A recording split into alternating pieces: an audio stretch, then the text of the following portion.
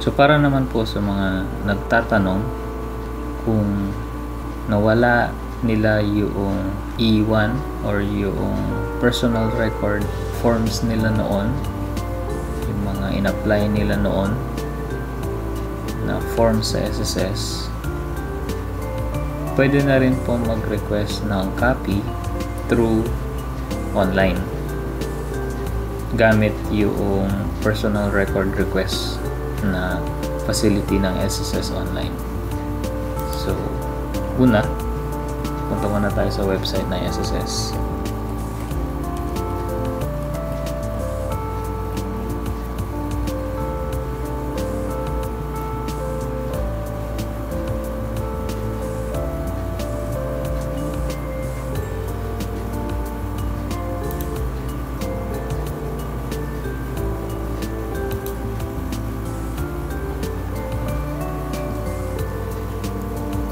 So, paano naman kung nawala nyo yung forms or yung records nyo sa SSS?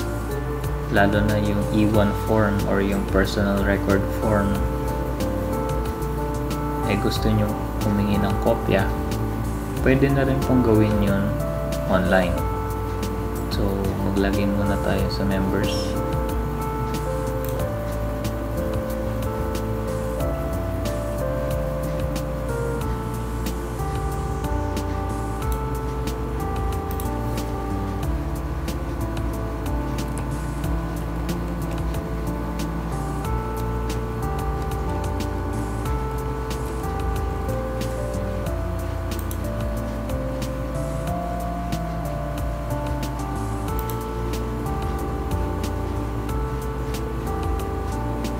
So, dito po sa e-services, click po natin yung request records.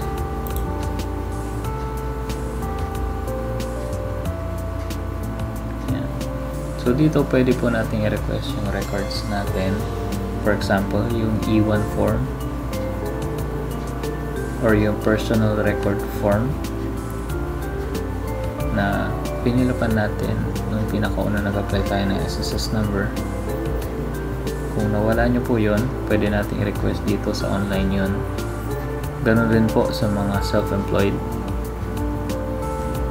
Sa mga nag-apply ng SSS number dati as self-employed, yung RS1 form, pwede rin pong i-request yun.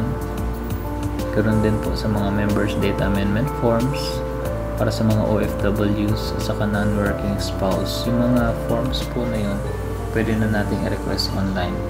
So, for example, yung E1, check natin yan. Click submit. And then, okay. Punta po kayo ngayon sa email nyo. Makikita nyo doon na magsasend sa SSS na you have successfully submitted your records request. Please take note of the transaction details below. So, yung pagre-request po ng form, hindi po agad-agad dumarating yung request natin na forms.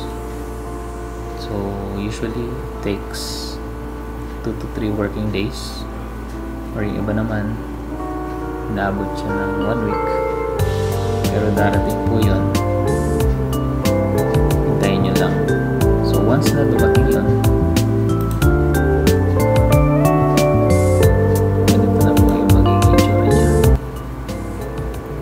request record.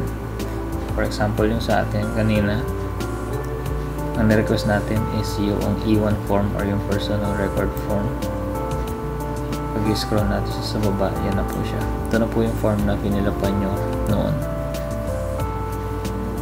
So, sasend po siya ng SSS through PDF format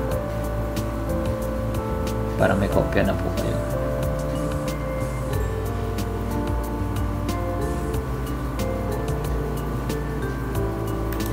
So, take note rin po na kapag nag-request tayo ng records sa SSS through online, minsan lang po natin siyang magagawa or minsan lang natin siyang pwedeng i-request. Hindi na siya pwedeng ulitin. So, for example, yung kanina, na-request natin yung personal record form, yung E1 form, at dumating na siya sa email address mo, hindi mo na siya pwedeng i-request ulit. So kailangan natin ingatan yung kopya natin, lalo na yung na-request natin, kasi once na nawala mo siya ulit or na-delete man yung message, hindi mo na siya mare-request ulit sa online. So ganito po yan. Check natin ulit yung account natin.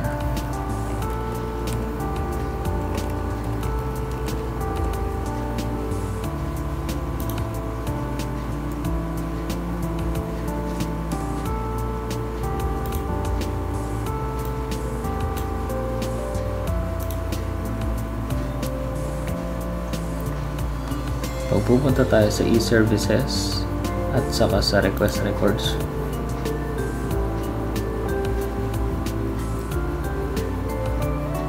makikita nyo sa taas,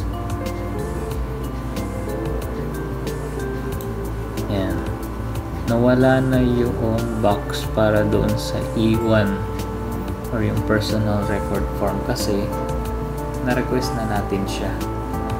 Magpapakita sa baba ngayon yung kung kailan mo siya na-request at kung kailan siya dumating at kung saang email address siya sinend.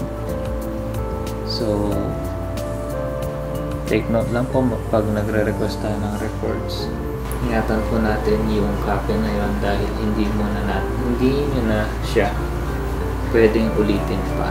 So ganun din kapag nagre-request kayo ng